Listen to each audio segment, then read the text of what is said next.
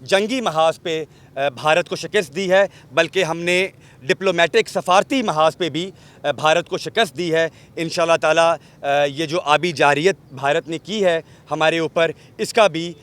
ہماری فوج اور ہمارے سپہ سالار فیلڈ مارشل سید آصف منیر صاحب منہ توڑ جواب دیں گے انشاءاللہ تعالی۔ ہمیں اس پہ کوئی شک نہیں ہے کہ بھارت کو جو جواب ملے گا وہ یاد رکھیں گے۔ کہ آج رات کسی پہر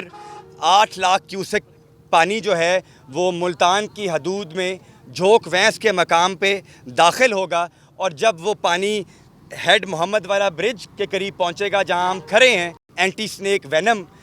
چند کیمپس میں موجود نہیں تھا، ہماری نشاندہی پہ اینٹی سنیک وینم پہنچا دیا گیا۔ ہماری نشاندہی پہ جو ہینڈ پمپس ہیں وہ نصب کیے جا رہے ہیں، پورٹیبل باتھ روم نصب کیے جا رہے ہیں، باپردہ خواتین کے لیے ہم ٹینٹس مہیا کر رہے ہیں۔ ہیڈ محمد والا برج کی کیپیسٹی 10 لاکھ کیوسک کی ہے، اور اس کے بعد جو اکبر بند جس کو کہا جاتا ہے، اکبر بند میں کچھ سال پہلے اریگیشن ڈپارٹمنٹ نے اپنے انفراسٹرکچر کو مزید مضبوط کرنے کے لیے سٹیل کی پلیٹس جو ہیں وہ نصب کی ہیں۔ اس سے توقع کی جا رہی ہے کہ مزید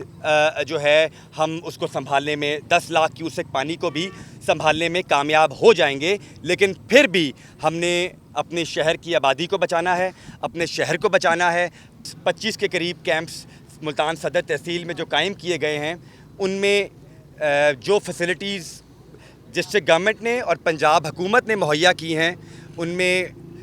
ڈسپوزیبل یا پورٹیبل واش رومز جو کہ کبھی پہلے ہم نے نہیں دیکھے، اس کے علاوہ جانوروں کے لیے جو چارہ ہے وہ اچھی خاصی تعداد میں تمام کیمپس میں موجود ہے۔ اس کے علاوہ ٹینٹنگ کی سہولیات موجود ہیں، پنکھوں کی سہولیات موجود ہیں، کھانے کا بندوبست کیا گیا ہے۔ اس کے علاوہ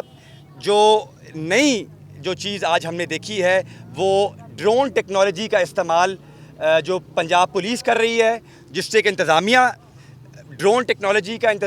جو ہے استعمال کر رہی ہے،